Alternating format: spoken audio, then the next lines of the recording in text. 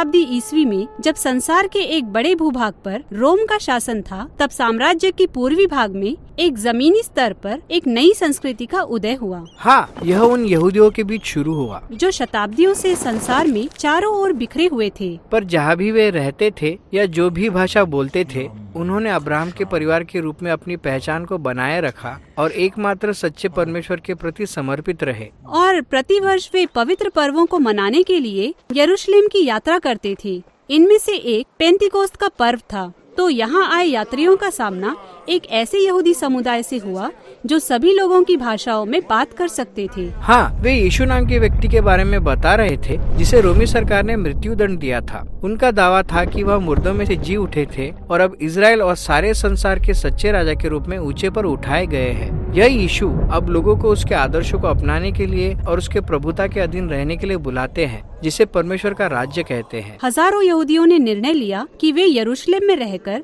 इस आंदोलन में शामिल होंगे। यह लहर फैलती गई और इसका प्रभाव बढ़ता गया और इसे लोगों का समर्थन भी प्राप्त हुआ। लेकिन यरूशलेम के मंदिर के अगुओं का नहीं। वे इस पूरे समुदाय को एक खतरनाक धार्मिक पंथ के रूप में देख रहे थे और इसीलिए उन्होंने स्तिफनुस नाम के इनके एक अगुए को मृत्यु दंड दिया। अब यरूशलेम में रहना सुरक्षित नहीं था और इसलिए अधिकांश चेले भागकर सीमा के पास स्थित यहूदिया जा पहुँचे। आप सोचेंगे कि कहानी ही समाप्त हो गई, लेकिन असल में इस दुखद घटना के कारण यह आंदोलन यरूशलेम से बाहर प्रवाहित हुआ और यही से प्रेरितों के काम की पुस्तक का दूसरा भाग आरंभ होता है। तितर बितर हुए चेले सामरिया जैसे स्थानों में जा पहुँचे जहाँ उनके पुराने शत्रु रहते थे। हाँ, और लुका दिखाता है कि कैसे ये लोग जिनसे आशा नहीं थी यीशु के चेले बनने लगे। जैसे सामरिया का एक जादूगर जिसे सीखना था कि यीशु के मार्ग का अर्थ सत्ता प्राप्ति नहीं है बल्कि उसे त्याग कर दूसरों की सेवा करना है। फिर कुछ देश के एक अधिकारी की भी एक कहानी है जिसने फिलिपुस से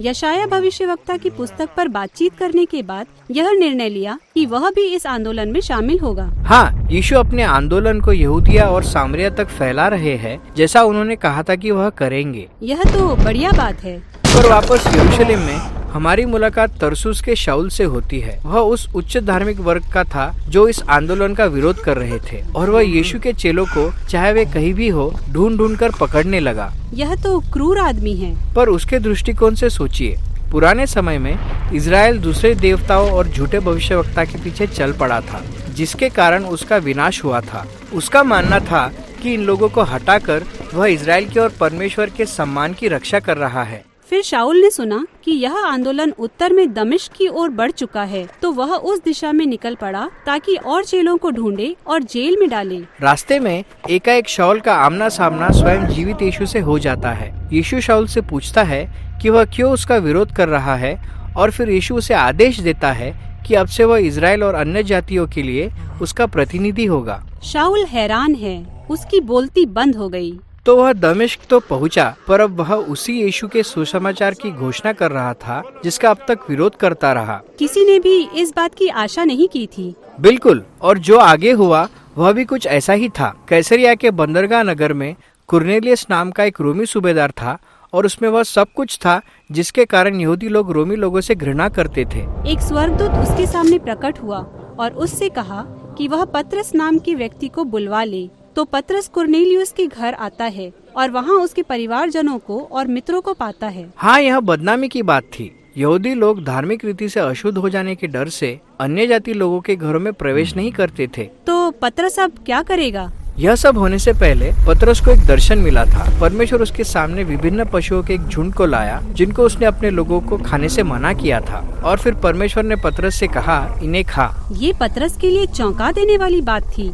वह कहता है, मैंने कभी कोई अशुद्ध वस्तु नहीं खाई है। और परमेश्वर कहता है, जो कुछ मैंने शुद्ध ठहराया है उसे तू अशुद्ध मत कह। और बस इतनी सी बात थी, दर्शन समाप्त हो गया। तो क्या अब पतरस एक नई भोजन शैली शुरू करने वाला था?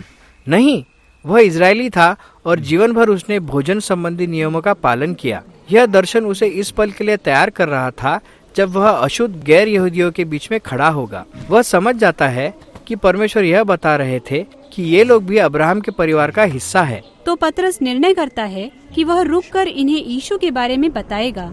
पवित्र आत्मा प्रकट होता है वैसे ही जैसे पेंतिकुस्त के दिन, पर इस बार रोमी सूबेदार और उसके गैर यहूदी परिवार के लिए। आंदोलन फैलता जाता है।